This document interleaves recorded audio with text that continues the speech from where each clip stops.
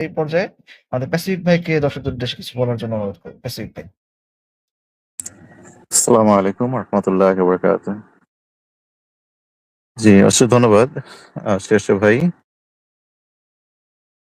মূলত আজকে আবার অনেকগুলো দিন পরে আমাদের কথার প্ল্যাটফর্ম থেকে আসার সুযোগ হলো এবং আমাদের কথা পেজটা এবং আমাদের কথার যে লাইভের আলোচনাগুলো আমার এখনো মনে পড়ে যে এইখান থেকে আপনারা মাশাআল্লাহ এত ডেলিভারি দিয়েছেন, এত লাইভ অনুষ্ঠান করেছেন। বিশেষ করে আমাদের কথার অনুষ্ঠানগুলোর ভিতরে নাস্তিকদের যে মিথ্যাচার ভণ্ডামি ওইগুলোর জবাব এত দেওয়া হইছে। এখন তো ফেসবুকে ১ মাসের বেশি একটা ভিডিও ক্লিপ থাকছেও না। নতুন সিস্টেম ওপেন করার পর থেকে। তো এখনো পর্যন্ত ইউটিউবে পাওয়া যায় প্রায় ৪ বছর আগের আমার সেদিন হঠাৎ করে আমার চোখে পড়ল। একটা আলোচনা। তানভীর আহমেদ শরীফ ভাইয়ের সাথে একটা আলোচনা ছিল আমাদের।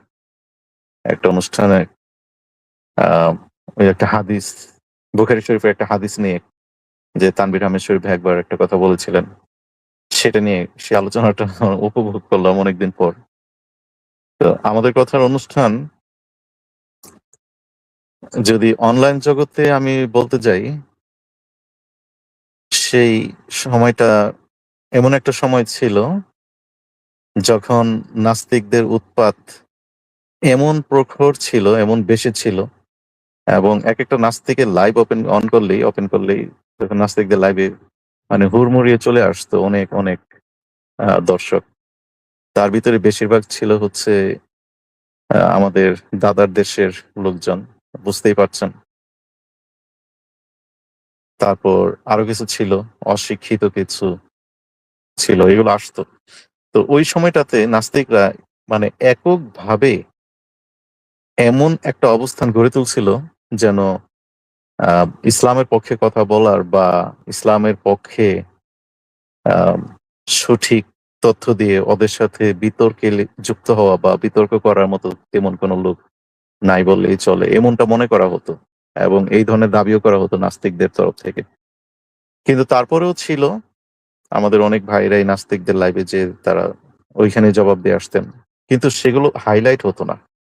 সেগুলো হয়তোবা নাস্তিকরা আ অবশ্যই প্রশ্নেই আসে না। তারা ওই অংশবিশেষ কাট করবে। আমাদের কোনো যে মুসলিম ভাইয়ের ভালো একটা আলোচনাকে কাট করে সেটাকে তারা শেয়ার করবে। এটা প্রশ্নই আসে না।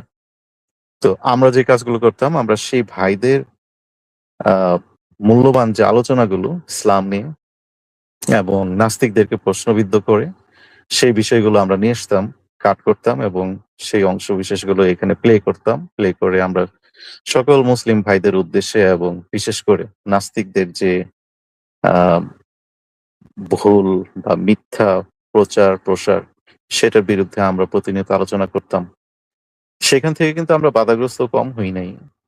শেরশা ভাই আপনার যদি মনে থাকে আমরা নাস্তিকদের তরফ থেকে বাধাগ্রস্ত হইছি। আমরা আস্তিক নামক তখন তো এতটা জানতাম না এই যে আপনার আহলে হাদিস নামক যেই আ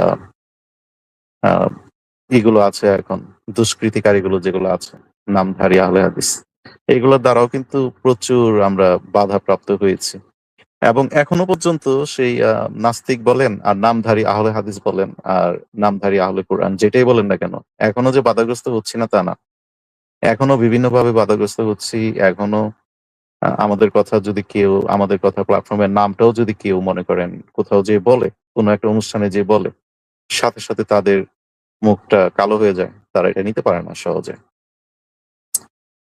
মূলত এই অনলাইনে শেরশা ভাই, এই অনলাইন জগৎ এমন একটা জগৎ, এইখানে অনেকেই আসে, অনেকেই দেখছি যে আমার এই অভিজ্ঞতা থেকে, অনেকেই ভালো কিছু যখন করে ফেলে তখন তার ওই ভালোটা নিজস্ব আ